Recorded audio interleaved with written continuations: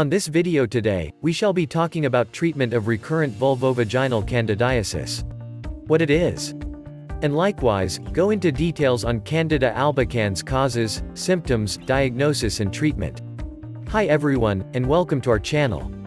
I'm here again from Health and Fitness Advisor, where we post videos answering your health questions that might be bothering you, and also teach you on how to get your sound health back, and in a simplified manner. Please, if this is your first time here coming to our channel, please go down the bottom below. Hit the subscribe button. And turn on all the notification button, so that when we post new videos you can be notified. And also for you not to miss out, in any of the good stuff, that is happening here. Today we shall be talking about treatment of recurrent vulvovaginal candidiasis. And also, go into details on Candida albicans causes, symptoms, diagnosis and treatment. Now, let's dive into it step by step in details. Treatment of recurrent vulvovaginal candidiasis, RVC, is usually based on the first and most common symptoms. Vulvovaginal candidiasis is caused by an overgrowth of the yeast species Candida albicans, also known as Candida. Vaginal candidiasis, also called vaginal candidiasis or vaginitis, occurs when there is an overgrowth of the yeast species within the vagina. Vaginal candidiasis is not to be confused with the diseases that are caused by the yeasts within the mouth, such as thrush within the mouth, or candidiasis, which occurs in the mouth. The underlying cause of vulvovaginal candidiasis is an overgrowth of the yeast species Candida, also called Candida albicans.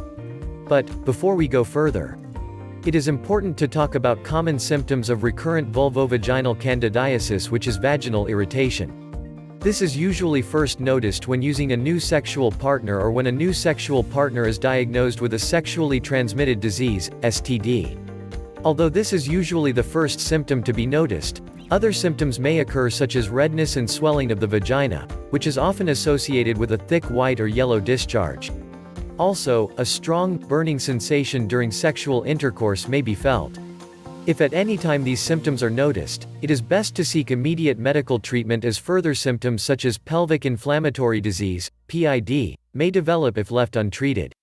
A definitive diagnosis can be achieved by taking a sample of the vaginal discharge, examining it under a microscope, or through odor testing. Once a diagnosis has been made, it is then time to look at treatment options. Please, if you like this video, hit the like button to give us a thumb up. And the subscribe button as well. And don't forget to turn on all the notifications. Now, let's continue. Treatment of recurrent vulvovaginal candidiasis can be based on the symptoms experienced, in many cases, in only the last episode of vulvovaginitis. For example, if a woman has recurrent vulvovaginal candidiasis and she has a fever, then this is considered to be a possible cause. Other possible triggers would be an increased intake of certain foods such as refined sugars and carbohydrates, cigarette smoking, sexual intercourse with a partner who has a history of vaginal candidiasis, or if a woman has recently been prescribed antibiotics such as erythromycin, troches, or doxycycline. Most treatment of recurrent vulvovaginal candidiasis is aimed at preventing vulvovaginitis occurring in the first place. Oral antibiotics are used in some cases to prevent the overgrowth of the yeast.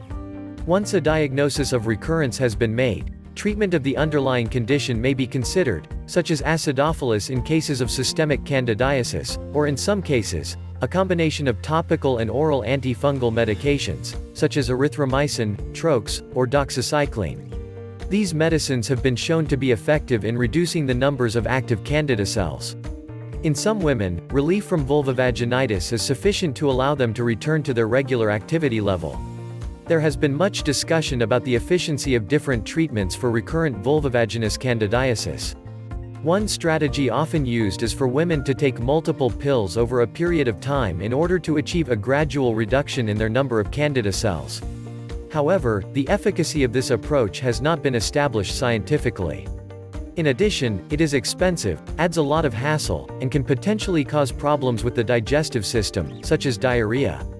Therefore, most researchers prefer to conduct a systematic review and meta-analysis of available antifungal medications for recurrent vulvovaginitis. When the Candida enters into the vagina, it begins to grow out of control and causes numerous symptoms, such as itching, burning, and discharge. It is necessary to attack the internal fungal infection before it has a chance to grow out of control. Therefore, in case of recurrent vulvovaginous candida infection, it is important to reduce the numbers of candida cells through several means, such as by taking an antifungal drug, or by achieving relief from symptoms such as vaginal odor and itching.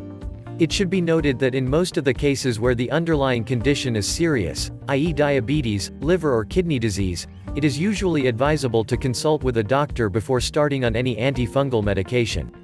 Again, please, if you like this video, hit the like button to give us a thumb up.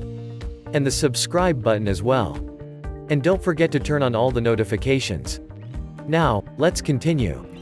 In addition to reducing the number of candida cells, a good antifungal treatment of recurrent vulvovaginous candida infection should also reduce the chances of developing opportunistic infections. It is therefore important to use several methods of treatment, in order to achieve effective treatment of recurrent vulvovaginous candida infection in women worldwide. It is important to remember that many other factors, including genetics, can contribute to the development of candida. Therefore, it is always better to consult a doctor and get their opinion regarding the best treatment method. In most of the cases, patients are advised to take several different approaches to ensure that they get rid of recurrent vulvovaginous candida infection as soon as possible. For more detailed treatment, check the link in the description below. And, if you're interested in trying them out, they comprises of healthy foods, good and hygienic lifestyle. And you can even make this foods yourself at home. Please, if you enjoyed these video, make sure you hit the like button in appreciation. Also, go down below the bottom and comment. Let us know your thought about this video, and how we can improve it and serve you better. And don't forget to also check our blog as well. The link is in our description below this video. Let us know how we can help you as well, for a better and healthier life.